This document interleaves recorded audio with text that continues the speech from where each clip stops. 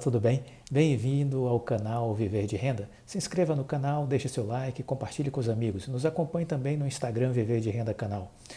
O Instagram ele muitas vezes tem posts que são colocados lá que complementam os vídeos que são divulgados aqui no YouTube. Então vale a pena porque tem informações complementares. Então eu sempre recomendo que as pessoas nos sigam também no Instagram. Meu nome é Clóvis Faleiro, sou formado em administração de empresas, consultor na área empresarial. Eu tenho uma empresa de consultoria e a minha carreira profissional de mais de 25 anos foi toda dedicada a prestar serviços para grandes empresas do Brasil e do exterior. O foco da minha área de atuação sempre foi a parte de planejamento estratégico, estudos de viabilidade técnica e econômica, implantação de projetos, programas de desenvolvimento de lideranças, projetos na parte aí de agronegócios, de educação, de sustentabilidade, responsabilidade social corporativa. Essa minha expertise na área empresarial, o fato de eu ter tido essa oportunidade de conviver com grandes empresas, com grandes lideranças, né, conhecer esses CEOs de empresas, o funcionamento, a dinâmica do mundo corporativo me ajudou muito quando eu comecei em 2006 a investir na Bolsa de Valores. Porque quando você compra uma ação, você está comprando um pedaço de uma empresa e é fundamental que você estude a empresa. E eu encontrei uma certa facilidade aí, por conta dessa experiência adquirida, essa minha trajetória profissional, que acabou me ajudando muito a poder analisar melhor essas empresas, entender os seus negócios, entender o ambiente em que elas estão, suas estratégias, sua visão de futuro. Isso me ajuda até o dia de hoje, até os dias atuais, a escolher melhor os meus investimentos. O canal Viver de Renda foi criado com o propósito de compartilhar com vocês as minhas experiências. Eu não sou analista de ações, eu não faço recomendações. Aqui é um canal que eu conto histórias. Eu conto um pouco da minha vida para vocês. Essa é a ideia. Então eu conto aqui o que foi que eu fiz ao longo desses 14 anos como investidor na Bolsa. Faço paralelos também com a minha experiência profissional, porque eu acredito que isso tudo ajuda. Ajuda para que vocês possam entender melhor a dinâmica do mercado de ações, do mercado corporativo e assim montar as suas estratégias, adquirir o conhecimento necessário para tomar as suas decisões e assim performar melhor os seus investimentos. Esse é o intuito do canal e eu espero que possa ser útil para vocês que estão já acompanhando o canal e que estão conhecendo o canal pela primeira vez. No dia de hoje, sábado e amanhã, domingo, é o nosso tradicional resumo semanal sobre a Oi. Eu sempre digo que eu escolhi a Oi para ser um case educativo, porque realmente a empresa é muito interessante, a história da Oi é muito interessante e ela tem uma amplitude de conhecimento, de análise, que nos ajuda a entender o contexto de uma empresa dentro de um mundo de complexidade. E dessa forma, eu acredito que você, conseguindo estudar o caso da Oi, você vai adquirir um conhecimento que vai ser útil para a sua tomada de decisão para investir em qualquer empresa. Porque o caso da Oi realmente é um caso muito rico, tem muitas nuances e vale a pena estudar essa empresa, porque isso vai servir de referência para a sua tomada de decisão em relação a outras empresas que você deseja investir também. Muito bem, nesse resumo semanal desse final de semana, nós iniciamos o sábado com um giro de notícias aí, coisas que saíram na mídia em geral e que eu resolvi pensar porque algumas coisas são bem interessantes que vale a pena a nossa atenção. É sempre importante, eu digo isso constantemente, que você precisa aprender a filtrar as informações. Existe muito conteúdo disponibilizado hoje no mundo virtual, na internet. A internet é maravilhosa, ela democratizou o acesso à informação. Por outro lado, há muita fake news, há muita informação desencontrada, há muito conteúdo irrelevante, há muito ruído. Então a gente precisa desenvolver a nossa capacidade seletiva, separar o joio do trigo, aquela história antiga, né, que os nossos avós já diziam, temos que separar o joio do trigo. É isso que a gente tem que fazer, tirar o que não é importante, afastar tudo o que é supérfluo e ficar apenas com o essencial, com o que é importante para a nossa estratégia enquanto investidor. Isso que é importante. Então a gente precisa aprender a filtrar as informações, a desenvolver um senso crítico para ao ler, ao interagir com determinado conteúdo, com determinada informação, a gente saber se aquilo é importante ou não, se aquilo faz sentido ou não, se aquilo merece a nossa credibilidade ou não. Então é importante a gente fazer esse tipo de leitura. Mas aqui eu estou trazendo uma informação que foi divulgada na Agência Estado, no dia 14 de novembro, mas que traz uma informação bem interessante, porque nessa matéria do Estadão, eles estão se reportando a uma declaração do presidente da Oi, o Rodrigo Abreu, de que eles estão prestes a firmar um acordo entre a Oi e a Advocacia Geral da União, a AGU, que tudo indica que esse acordo será fechado até o final deste ano. E o que é que a AGU tem a ver com a Oi? A AGU representa os interesses do poder público, né, do governo federal, nas questões relacionadas a dinheiro.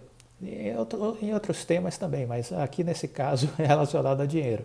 Por quê? Porque existe uma dívida que está sendo cobrada da Oi, uma dívida pública, que é cobrada pela Anatel, a Agência Nacional de Telecomunicações. Essa dívida se refere a mais de 1.000 multas que foram aplicadas nos últimos 10 anos à Oi por conta de descumprimentos do contrato de concessão do serviço de telecomunicações. Então essa dívida ela chega a um total de 13 bilhões de reais e lá naquela Assembleia Geral de Credores de setembro, onde foi aprovado o plano de aditamento, lembram dela? Naquela reunião de 8 de setembro foi aprovado a redução dessa dívida com a Anatel a partir do enquadramento numa lei que foi criada esse ano, que é a Lei 13.988. Essa lei permite que essas dívidas com a União possam ser reduzidas em até 50%. Então ficou amarrado naquela Assembleia que aprovou o plano de aditamento que a Anatel aceitava essa redução, o enquadramento da dívida nessa lei 13.988 e a redução da dívida de 13 bilhões de reais à metade. Entendeu? Então isso foi o que ficou negociado e a AGU agora está já tratando dos trâmites para consolidar esse entendimento, porque precisa botar no papel, né? A AGU precisa assinar, a Anatel precisa assinar e a Oi precisa assinar para que essa decisão adquira de fato consistência jurídica, né? Então as empresas, a AGU está se reunindo com a Oi, as coisas estão num ritmo já bem avançado e o presidente Rodrigo Abreu disse que acredita que até o final desse ano vai ser assinado o entendimento entre as partes, né? E aí, com isso, essa dívida que a Oi tem com a Anatel vai ser flexibilizada nesse sentido de ter uma redução de 50% do seu valor. Então, isso é bom, porque já estava previsto, mas é só uma formalidade que precisava acontecer, né? Outras notícias que saíram essa semana dão conta dos bancos, né? Lembra que os bancos também estão chorando aquela Assembleia Geral de setembro, né?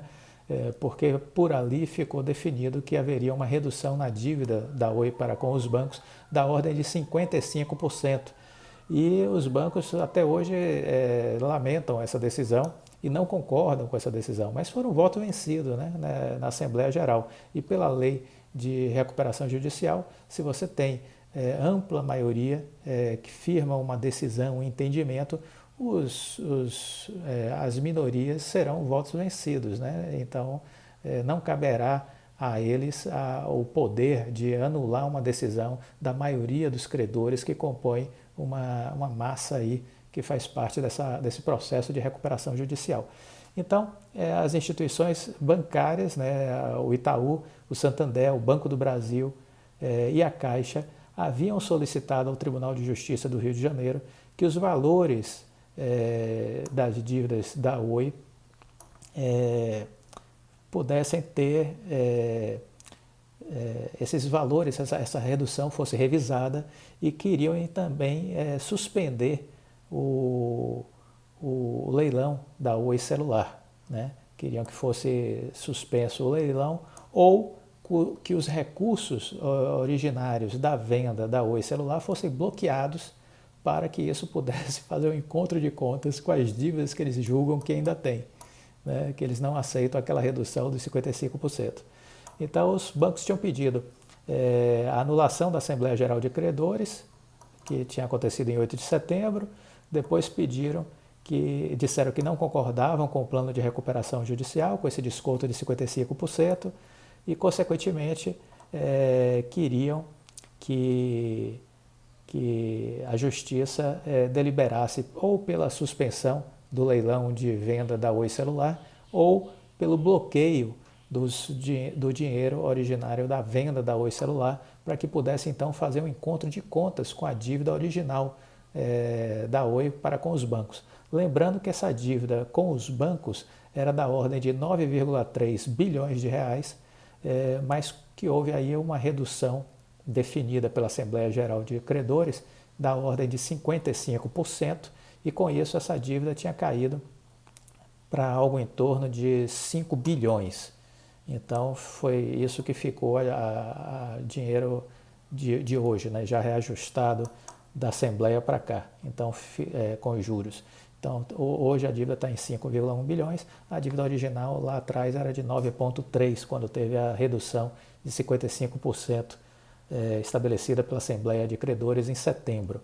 E é isso que os bancos contestam, que os bancos não concordam, não querem aceitar, mas que o choro é livre, o que se pode fazer por eles é distribuir lenços, né, para que eles continuem a enxugar suas lágrimas, porque o entendimento é que a decisão está dada, né, está tomada. E indo nessa linha do que nós estamos falando, o Tribunal de Justiça do Rio de Janeiro, no dia 18 de novembro, proferiu sua primeira sentença, que foi rejeitando um pedido do Banco do Brasil para bloquear o repasse da venda da Oi Celular para os credores. A decisão tomada pela desembargadora Mônica de Piero sinaliza que medida semelhante deve ser adotada nos pedidos de outros bancos. Ela manteve o desconto de 55% no pagamento das dívidas, por significar a liquidação antecipada dos valores, né?